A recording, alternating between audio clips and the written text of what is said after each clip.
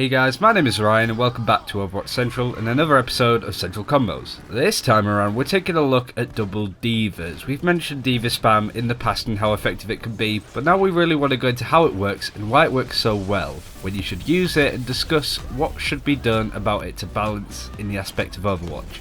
Joining me as per usual is Mysca. So we've seen a lot of funny hero spam videos in the past of Winston, Tracer, whatever, and Diva Spam was kind of one of those ones that actually worked pretty well. She's only been recently added to the game along with Genji and Mei, and was naturally kind of picked more out of those three. But it was after she was picked by some of the teams in the Overwatch tournaments that people really started to ask themselves if this combo was actually just a little bit too strong. Is it an issue with nerfing multiple divas, or is it just Diva as a whole? Maybe buffing other heroes enough to provide a hard counter to her will help. Diva is a very strong hero and can be a force to be reckoned with in the right hands, but what is it about multiple divas that are even tougher to beat? Diva Spam is incredibly strong since you effectively have over 650 hit points per diva. This is far more than any other hero in the game and makes Diva ridiculously durable. Not only is she super tanky in the mech, but the fact that she can call in the new one, basically giving herself at least 350 more hit points, is what makes the hero so difficult to kill. You don't even have to hit anything with the mech self-destruct to be allowed a new mech. If you're on low health inside a mech, you can just self-destruct to get a new one before you're forced out of it. There's even a small time window between having your mech destroyed and actually being ejected from it, and during this moment you can actually just hit self-destruct if you've charged it up, minimizing the time you spend outside in the open. Removing the fact that self-destruct grants you a new mech, even if you don't kill anyone with it, would be a suitable nerf in my opinion. This would force you to be more careful about how you use the ult, and would also allow the enemy team to counter you and play around it by running away from the ult. It might not be the perfect fix, but I feel like it would change Diva enough for multiple ones to be bearable at least, and Diva still being a viable hero. Just slightly more difficult to play. There are so many little things about the mech to keep in mind at the moment. The AoE damage around where it spawns, the fact that Mercy can heal it after it's been destroyed, and plenty more. It'll be interesting to see what Blizzard improve, fix or change when the beta comes back in January for sure. We've been sort of scratching our heads thinking what would we change if we had it. Maybe working with the thruster ability, reducing or removing the knockback that you can do. Little bits like that. But anyway, going back to double divas, and more specifically, how situational is it? When should this combo be played, and when should it be avoided? Double divas can be overwhelming for the enemy team in most situations, but I found it to be most effective when defending, and when you're close to sort of the end of the map so your spawn is close to you. Whenever you need to survive for extra long and have other people on your team that are dealing damage whilst you're disrupting and disorienting the enemy team.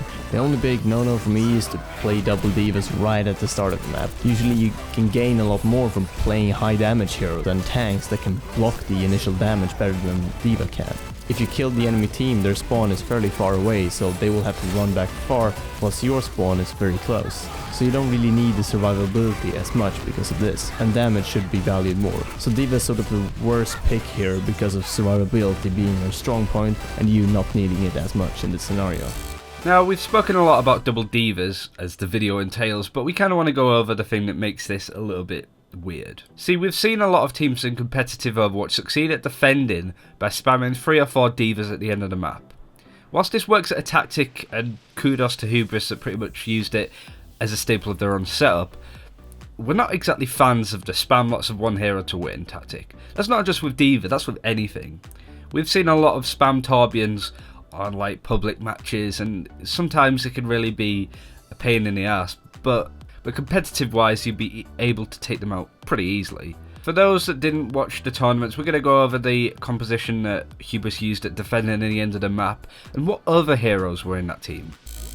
One of the first things that Ryan and I did after I've watched the second Ghostly Gamers weekly NA final between Hubris and Not Enigma was actually to go in game and play multiple divas combined with various team compositions. We wanted to see how often it was viable and how much of a no-brainer it could be. After I've played many games as Diva and realizing that most of our gameplay footage folders on our computers were filled with Diva at this point, we had learned a lot about playing Diva in public matches. One thing we tested out almost straight away was Hubris' lineup of 3 divas, a Lucio, Mercy, and a Reinhardt. This is definitely one of the most durable lineups in the game currently, and can outlast almost any other team composition towards the end of a payload map. We won roughly 8 out of 10 games when defending with multiple divas and around 6 out of 10 when attacking. Now remember, these are just very rough numbers and shouldn't really be taken as actual fact. The heroes that the multiple divas are played with didn't seem to matter too much either, but Mercy was pretty much always picked up naturally. All in all, D.Va is lots of fun to play. Picking up multiple ones is almost always a good idea, but consider other picks, mostly other tanks of course, when attacking. And that's it for this video on double divas and Diva Spam. I think it's definitely worth mentioning that we're not against multiple divas in a game. It's just one of those things that I think we're concerned with it translating to public games, and then that just been really frustrating to play against. Think of Hearthstone and some of the old metas that there used to be, like Zoo Warlock and stuff. It just kind of ruins the game when every team might be using a similar lineup, especially when it comes to defending. So we thought we'd sort of bring it up to people. Maybe you can try it if you get into the beta, but we're kind of hoping that there are some tweaks to it so it's not too powerful. Or at least giving us an option to be able to deal with it a lot better than we have at the moment. But as we said, that's it for this video. Thank you very much for watching. Be sure to subscribe for more Overwatch content. Have a happy new year, and we will see you next time.